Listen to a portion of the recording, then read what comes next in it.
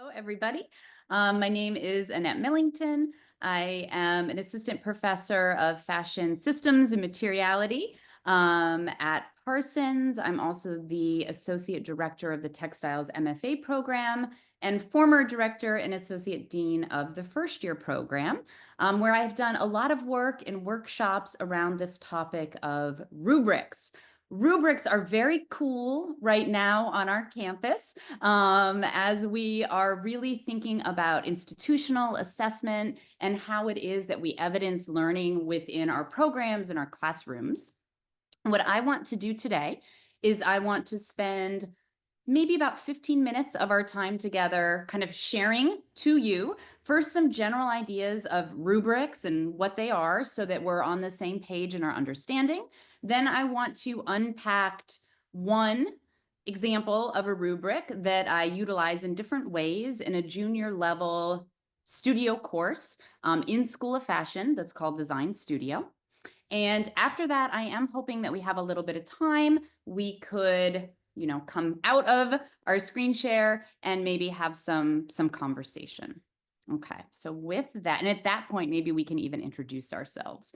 But at this point, I will enter into the sharing part of our conversation. Okay, so this session is called Talking, Teaching, Rubrics, and Why They Matter. So what I'm hoping to do is just clarify a little bit how a rubric works, talk about why I enjoy teaching with rubrics and or writing rubrics that feed other parts of my teaching. And I really do see rubrics and or broader questions of how do we know our students are learning as essential aspects of my teaching. So to start off, what is a rubric? Well, it is a word that we're seeing more and more on campus. And so I want to just talk a little bit about what a rubric is. A rubric is a chart. That's pretty much it. Okay, so a rubric is a chart, and it's a chart that's going to measure three things. There's usually a criteria, right? That's what it is that we're looking at and measuring. Then a rubric is a scaled measure. So it is helping me understand the level at which I am seeing my criteria. Then a rubric also has descriptions. So these are little blurbs of language that help me understand and sort of look more carefully. Okay, I think that this is really where we can guide our noticing by thinking about our descriptions of evidence. So I am a picture person, so that doesn't mean a lot to me until I see the chart as a picture. Okay, and again, typically in a rubric, we have our criteria down the side as a column. And then we have that continuum of measurement. And for each one of those moments, we're going to have a description that's going to help us notice more about our students' work. Okay, so why are rubrics cool?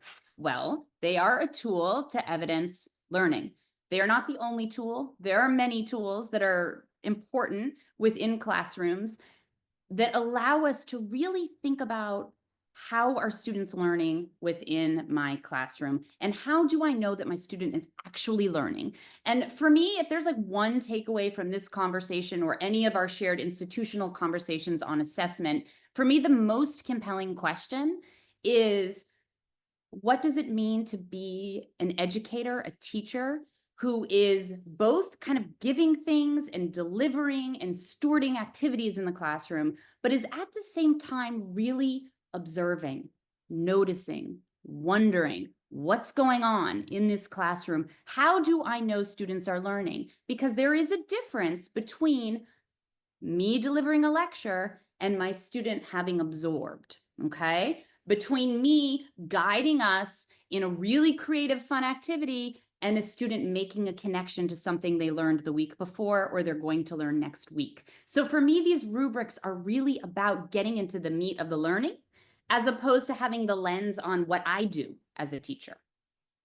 Okay, so I also really enjoy a rubric because it makes me think a little bit more strategically about how I want to design my semester so that I know I'm meeting my course learning outcomes. And one of the things I want to think about are what are the artifacts that I'm going to have that I can actually look at to assess if my students have met their learning outcomes. And I think there's all the tangible stuff that many of us are used to grading. For example, a jacket within one of my courses or a suite of textile studies. For some folks, this is a paper or a presentation. These are tangible artifacts that we could evaluate using a rubric. Then I think it gets a little more interesting when we also think about how do I make aspects of my rubric or specific rubrics help me see all of these intangibles that are very important to our courses. For example, in almost every course I teach at the Parsons School of Design, I see things like students build iterative process, students build risk-taking, students build critical thinking, students are, building their resilience. So I'm seeing all of this in my learning outcomes, and I'm coming up with great teaching ideas to get to this point. But I also really want to ask myself, what can I look at that's going to help me know if a student has actually grown in their ability to take a risk or to develop an idea through a progression of steps? Okay. And I'll just pause to also sort of acknowledge and call out an education theory that I think guides a lot of this thinking or guides us to begin at the end and also reminds us that grading is not an add-on, that feedback part is not like the thing after the project is turned in that we sort of forget to do for a few weeks, but that the feedback part, whether that's grading, verbal feedback, use of rubric, is an incredibly important component of instruction. And so within the theory of backwards design, you really begin by spending a lot of time chewing on those learning outcomes. What does that mean when a student learns that? What does it look like in a professional setting when someone is doing that? What does it look like when I start learning that versus when I get really good at it? So I'm really chewing on those learning outcomes. Then I need to do that pause where I'm asking myself, how am I going to actually know and see and be able to level this as someone who is outside of my students' own lived experience, who has 15 people to 20 people to more people within my classroom? So I'm really thinking about what kinds of assessments am I going to use? What kind of artifacts am I going to gather? Then I'm thinking about those teaching assignments. And for me, a really tangible example of this is that iteration component that comes up in so many of my design classes. I know if I'm looking at my learning outcomes that I can not only assess the jacket or the final textile or the drawing. I know that the only way I will see iteration is going to be within process. Oh, maybe I'm going to see it in prototypes. Maybe I'm going to see it in a paragraph of student writing. Oh, that means that many of my assignments are going to intentionally need to capture those artifacts in order for me to really be able to say that my student has met that particular learning outcome. Okay, again, this is everything that we just went over in a picture. And I think nested in the middle is that idea of evidence. All right. So that was really big picture. Now I want to go whoop, the opposite direction and just zoom in and like talk through an example that I use in my teaching, which hopefully will make this a little bit more concrete for folks. So what I'm thinking about is I'm thinking about how do I map my learning outcome, which is all the stuff I want my students to be able to do by the end of the semester. How do I consider those outcomes when I'm writing criteria in a grading rubric or an assignment rubric? And what are the kinds of artifacts that I'm going to look at? What are the kinds of assignments that are going to help me see this particular kind of learning?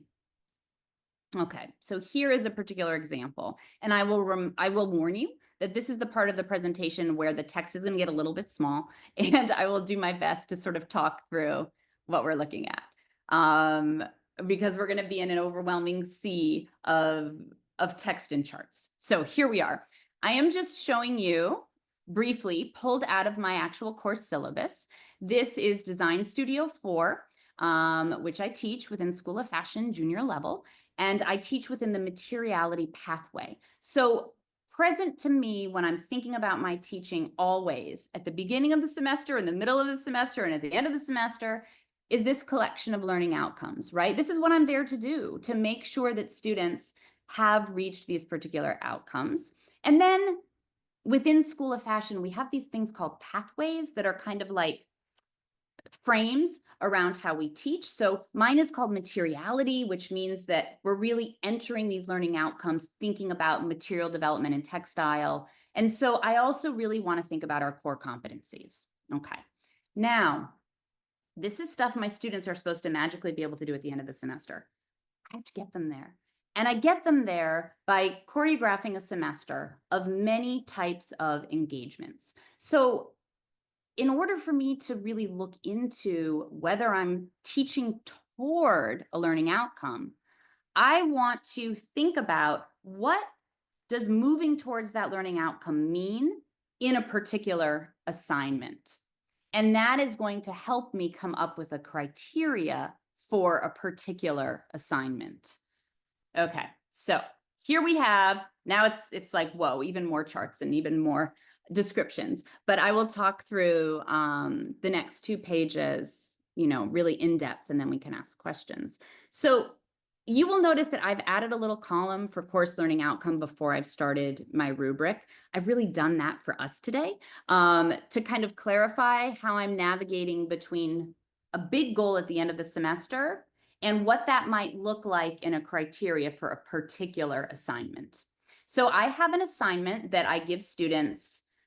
I give this assignment in both semesters of my junior year teaching. I would give an assignment like this probably in many courses that I would teach, which is the use of a design journal to iterate and develop design ideas. So I always call it 100 design ideas because it's very dramatic to have such a large number, and is a way to kind of dig into the depth of ideation and iteration that I want students to be doing in a design journal. This particular assignment is an assignment that might span 2 or 3 weeks of the semester. It would build upon initial concept research, and it would build towards a lineup, a final suite of designs. Okay, so let's go through each one of these particular columns. So again, my end goal learning outcome is that students are going to have strength and facility in communicating in an individualized design vocabulary using 2D, 3D, and/or 4D media. Okay, so immediately I know that 4D media is not going to be a part of this assignment. That's something we do later in a different assignment. But within the design journal, students are really going to be developing their facility to communicate through 2-dimensional and 3D media and illustrations.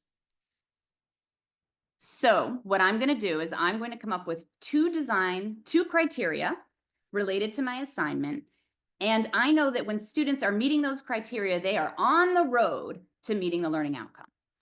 One of the things I really want to look for in that design journal is whether students are communicating their textile swatches and materiality within their design ideas. Okay, so we don't need to get too granular because I know we all teach in different types of fields, but I do think it's really helpful to see examples of how folks look for things.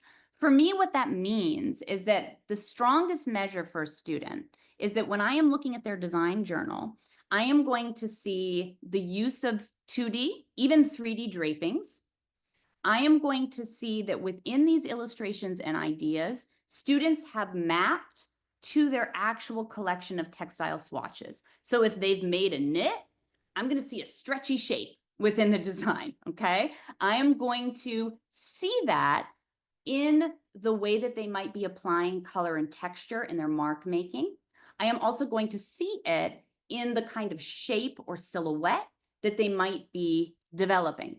I will understand a relationship to what that material could physically do in the world and the way that their imagination is thinking about it within their designs, okay? On the other end of this spectrum, if a student is still just developing, what I'm likely going to see is a bunch of designs, but there's probably not going to be a connection between their material archive and the designs that they've developed. And again, the language here is going to give me more and more specific things to look for. Okay. The next criteria I have for this particular design journal is that students are going to be using a wide range of illustration methods. Because remember, a part of that learning outcome is to have a personal design vocabulary. To have a design vocabulary that's really mine, I'm going to need to play with a lot of opportunities and options, put things on, try it on, think about how does this fit my practice. So I want students to be exploring in this particular assignment. What that means at the strongest measure is that I'm going to see all kinds of different materials being used. I'm going to have hand drawing, I'm going to have digital drawing, I'm going to have physical drapings that are then photographed. Students are going to be tracing on top of those. I'm also going to see that students are choosing methods intentionally to synthesize their ideas. So if they're trying to figure out something about their silhouette, it's maybe going to make sense to employ a draping strategy. If they're trying to figure out something about their color palette, I might see some studies with colored pencil, right? So I'm going to see a relationship between my material choice and what I want to know. I am also going to see that students begin to layer and apply these methods sometimes simultaneously and sometimes distinctly, but there's kind of a comfort in going back and forth between methods and choosing, right? On the other end of the spectrum, I'm going to see a student continuously using a pencil or continuously only drawing on Procreate and Command Z mistakes. I am going to see a student maybe only working with paper collage. Maybe they're less comfortable with drawing. So I'm going to see less exploration. And I'm going to also see less ability to match a method with something I need to figure out as a designer. Whoa, okay, I thought it was just a sketchbook. Here we go, next. All right, so these are the next two things that I would be grading and looking for within my students' sketchbooks. These two criteria are going to map to a different learning outcome that I need to get to at the end of the semester. Because again, what's so complicated and also awesome about the way that we're teaching is it's not like one assignment leads to the next, to only one learning outcome. Everything is multi-layered and integrated within our teaching. What a rubric is meant to do is it's actually meant to kind of pull apart some of that integration and let us like put a splashlight right on one particular part of our curriculum. So here my flashlight is pointing at my eventual learning goal that I want to demonstrate strength and facility, because I'm a junior year student, in creatively and innovatively synthesizing problem solving and risk taking and translating research into an individualized design thesis and process. Whoa. I mean, it takes us a while as within the classroom to even talk about what does this mean? Okay, I interpret this as meaning that I have a research practice, a fashion design research practice that is very dynamic, that is very personal, that allows me to take an idea from kind of a hunch or an interest or a research prompt and evolve that into the language of dress. And that I also have tools to help me come up with more unique ideas. I have tools to help me when I'm totally stuck. I have tools to push my own boundaries, right? So I have tools that I can use as a designer, ways of testing and playing and risk taking. I also, though, can edit. I can hone things that I've experimented with. I can double check my purpose, and I can really decide what it is that I want to communicate in a particular collection. Okay, this is incredibly complex. And so what I'm trying to do is get really specific about like what building block do we need in this 100 design idea project that's going to get us to that end goal or get us closer. Okay, so one thing that I'm going to want to see in this design journal is I am going to want to see ideation that begins with wild what-if experimentation and then focuses on exploring subtle variations in order to polish ideas. Okay, this is one of the reasons I give students big numbers like 100, because it's not about a great first idea. It's about a process. And so what I'm going to want to see in this design journal is page after page after page of kind of messy stuff, especially in the first part of our ideation. So that might mean that we have rapid prototyping. It might mean that we have like very minimal kind of marks or gestures on a dress form. It might mean that we have an experimental collage that's just putting together found objects into kind of a body shape. So it's going to be loose, it's going to be messy, it's going to be highly experimentative in that the student is willing to sort of try playing. What I'm then going to see students doing in that midpoint of the assignment is I'm going to see that they're stepping out, they're looking at what was all this play, and they're sort of saying, ooh, that's compelling, and that's compelling. What if I took that compelling thing A and just like lengthened the arms and pulled out the volume over here? What if I took compelling idea number B and number C and smushed them up together and sort of blended them to come up with something a little bit more compelling, right? So that students start to move through a creative process in which they are honing and they are adjusting with more subtlety and intention all those variations of ideas. Then in the last stage, I'm probably going to see that students are saying, you know, I love these 8 ideas. They're really interesting to me, or these 10 or these 15. Let me start really playing with the details. You know, what does it mean if I bring in some, you know, embellishment on the sleeve versus if I don't? In terms of color, do I want to go here? Do I want to go there? There's like a honing and there's a narrowing within that idea suite. Okay. That is what I'm looking for in the most developed stage. Now, what I might see in a student who's still very much beginning to develop a personal practice is their design journal probably doesn't have a lot of mess in it. It probably doesn't have a lot of wildness in that there might be a limitation to the amount of media that are being used or to kind of the tools. I might see students like putting down a first idea. Maybe it's an idea that they've kind of generated, you know, walking to class. Maybe it's an idea where they've seen an image reference or kind of an endpoint that another designer has arrived at, and that becomes the beginning idea. And then I may see a reworking of that idea. I may not see a lot of quantity. And what I'm not going to see is a lot of change between that first idea and the last idea. This is so important to explain to students because students are like, well, what do you mean risk-taking, Annette? What does that actually look like? Something very concrete that this rubric allows me to do is to say, did your idea change from page 1 to page 25 of your sketchbook? No, it was a brilliant idea that I had immediately. Oh, where'd you get that idea? Oh, so-and-so in such and such a collection, right? Okay, that's great. But we started and we kind of drove back and we weren't surprised, right? Were you surprised at what happened? No, not at all. It's what I knew I wanted. Oh, okay. Well, then we were not engaging in a material learning process, which again, my goal, so says my learning outcomes, is to make sure that you can engage in material, physicalized methods of fashion design to stretch and grow an idea. We didn't. So, okay, what are some of the things we might do next time? Okay.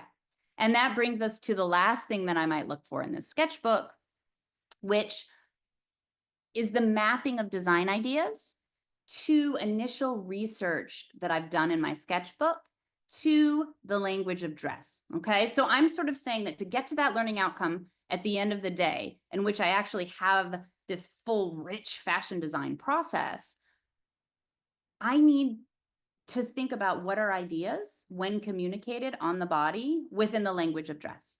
And I'm going to want students to take initial research, a trip to the museum, a paper that they're writing in their advanced research seminar, a collection of things that they love, research into historic dress and or contemporary designers that they like. I'm going to want them to start with those seeds. But then I'm going to also want students to expand, change, and grow all of that research through all this physical stuff that we're doing, which is making drawings, illustrations, drapings, etc. So what I have here in the rubric to help me know and students know as they're developing is ideally I'm going to see some kind of connection in your choice of silhouette or textures, embellishments, construction techniques, to something that you've researched. But then what I'm going to see you doing is translating this research, which might have been image or textual, into possible things that are physical that could come onto the body. So do I see you abstracting those ideas into a suite of textures? Do I see you abstracting those ideas into a silhouette? Are you able to describe to me in words how this particular shape came from your idea? Can you then say something like, oh, I was doing this and I didn't really know what I was doing. And then I had a realization, so I went over here. It might even be that where we end in the end of this assignment kind of veers or moves from that initial research, but it deeply follows the line of inquiry and investigation in a way that going through the sketchbook got us somewhere richer. Okay. And then at the end of that spectrum on the other side, I am probably going to see design ideas that don't seem to have a relationship to the initial concept within, design choices. The student is likely not going to be describing in language, kind of cause and effect of how they got here from there. And we may have a lack of like a cohesive kind of idea. We may have repetition of things that are comfortable. And again, this is wonderful to notice because it makes us have these broad, deep, awesome conversations about how do designers research in ways that are similar and different from what we might be doing when we're writing a research paper or when we are looking at designers that we love. Okay, that was so much. But again, to sort of synthesize, quick picture of this rubric, I had 2 eventual course learning outcomes that I think I am building towards those 2 learning outcomes. Oh, look at the balloons. In my design assignment. This design assignment is a very specific sketchbook assignment. And what I've done is I've used that endpoint of those learning outcomes as a way for me to tell students, these are the 4 most important things that I want you to do in your sketchbook. Ideally, I want to show this to students when I give them the sketchbook assignment. I find it incredibly important in the context of a making class, a design class, to also show examples either of like past student work or contemporary design journals or research. To look at this much text in a big chart can be terrifyingly overwhelming for us and or students. So often what I might do to simplify would be to kind of walk through this type of a rubric. I might want to print out something very physical for students to have that they can write on and hold. I might have a physical sketchbook or book that we're looking at, or I might have images of past examples. And I would sort of ask students to almost act as an evaluator.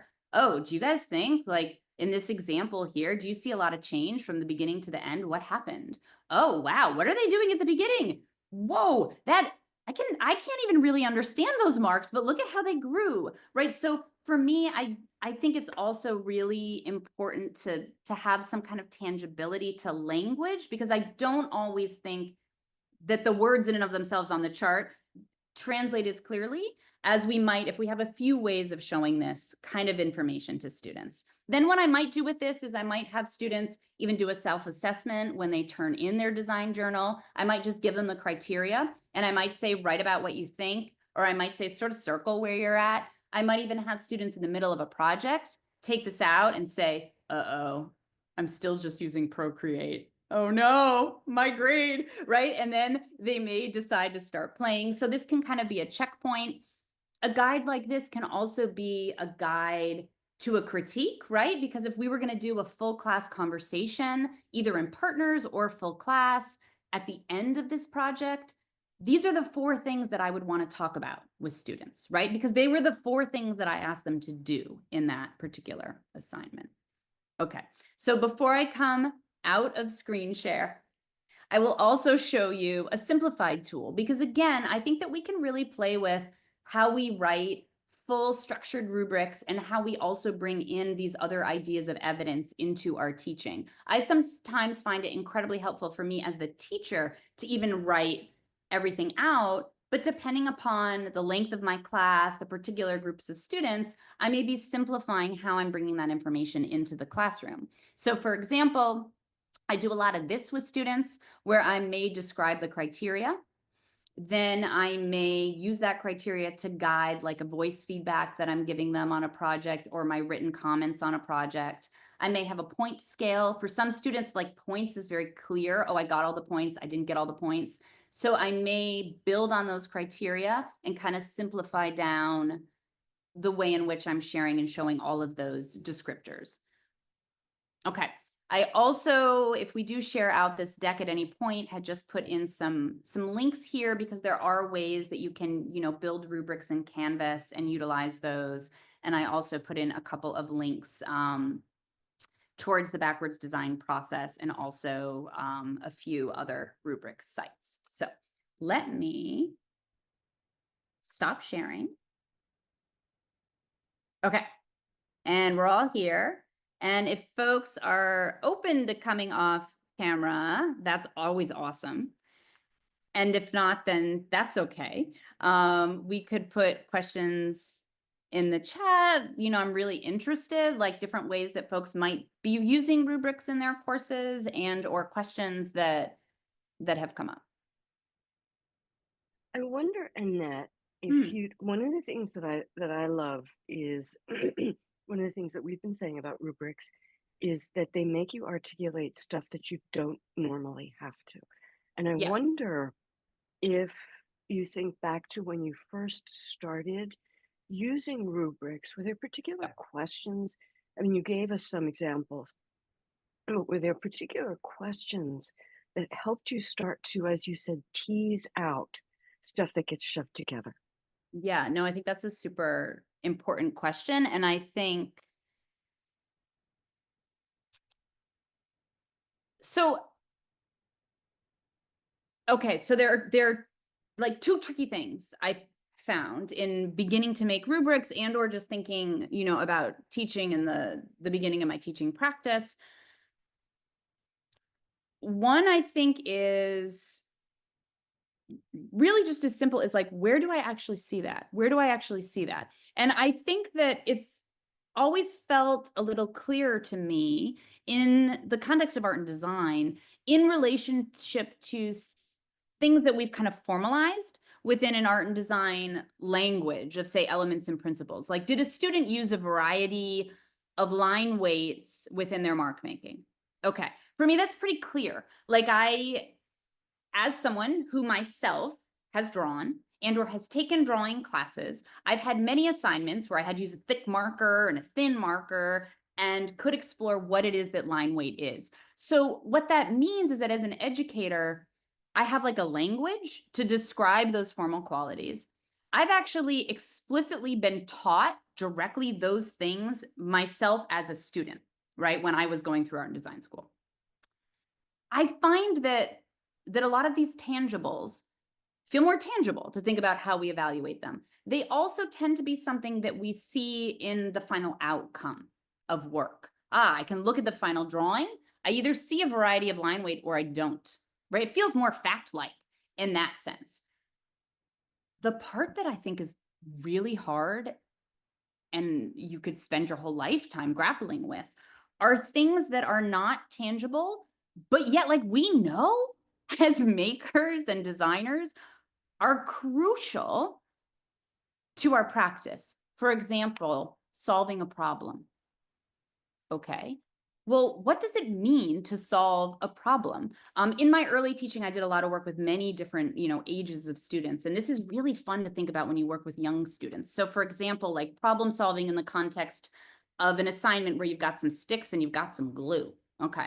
So, a part of problem solving is that like you have to see students doing things that aren't working. Like I put on a big blob of glue and the stick fell. Oh, right. So, okay, if I'm thinking about, do I know that my students are solving problems? I'm actually knowing that I need to see them struggle a little bit, because if I don't see like things not working or struggling, it's hard for me to know that they're figuring. Okay, so I can think about that. Then I might also say to myself, well, how do I know a student is solving a problem? Oh, maybe they had to do something like a bunch of times. So would they have a few versions of something that I could look at? Would there be a difference between what the first version looks like to what the last version looked like? Would I see that evolution in their artifacts? That's super, oh, now I could look at problem solving. Okay. Then I think there's times where I don't even know that I can see these things as the teacher, because I might be having all kinds of assumptions on whether a student is struggling or not struggling productively in a classroom. I don't know. So actually, maybe I should ask them. Like maybe I need a student to write something, or maybe I need them to tell me about something when I come by their desk. And it's like in their description of their thinking or their process, I could hear them talk about, I tried this, it didn't work, so I tried that. Versus I did this. This, right? I did this is not solving a problem. Also, I followed your directions, Annette. I did this, this, this, and this. My work works. Okay, your work might work, but there actually wasn't problem solving because you had the answers. You followed step by step by step by step. You followed the tutorial, you followed the teacher, you followed the path. So if I was doing a rubric on following directions, that would be super helpful. But if I was looking for problem solving, I can't just look at, did your piece work at the end, right? I have to find ways to capture, and I have to ask myself, what does it look like when an artist designer problem solves? I was not taught that explicitly in my undergraduate curriculum or my master's curriculum. I was taught a lot about this. Let me reframe. In my undergraduate art and design courses, in my art education courses, we talked a lot about that stuff. We really got into it. But when I was a young student myself, taking different types of courses, depending on the teacher, depending on the curriculum, we may or may not have talked so much about these intangibles. So I think that this is like the juicy stuff that, we've been doing at Parsons, with the new curriculum over the many years, is like, how do we evidence what we kind of like feel in our gut is either happening or not happening for a student? Can we be a little bit more specific about it in a way that helps us notice better, maybe make fewer assumptions about what's going on, but also like gives a student language as well for what they are still building within their own skills and what they might want to try to build as they're growing.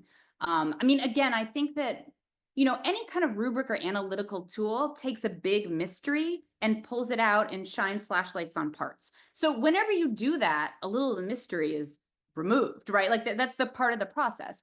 The benefit is kind of clarity in those different parts, which is why there are so many different kinds of feedback and ways of doing assessments, some that maybe spend more time thinking about the whole. But I do think for students, especially within art and design classrooms, they're often looking at that end thing, and the journey between where I am now to having been able to make that, it actually like is a mystery, right? So to be able to kind of shine a spotlight on, oh, drawing with that kind of facility means we're probably going to draw for a really long time in a way that maybe we're not super excited about yet. But the frequency is going to help us get to fluency, right? It's like, it can be really helpful and empowering to have a tangible progression, because then it's really not a magical thing or about me and kind of my worth.